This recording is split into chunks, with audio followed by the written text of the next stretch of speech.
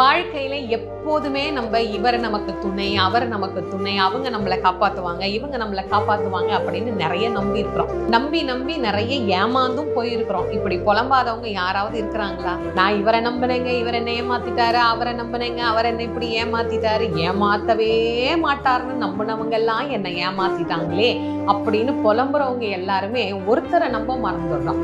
யாரு? நம் சொந்த கடவுளாகிய கந்த கடவுள். அவர்தான் என்னைக்கு துணை அப்படிங்கறது ஏன் நாம மறக்கிறோம்? மற்றவர்கள் துணை அப்படின்னு நம்ம நம்புறதுக்கு முன்னாடி அவன்தான் நமக்கு துணை அப்படின்னு உறுதியா நம்பணும் இல்ல.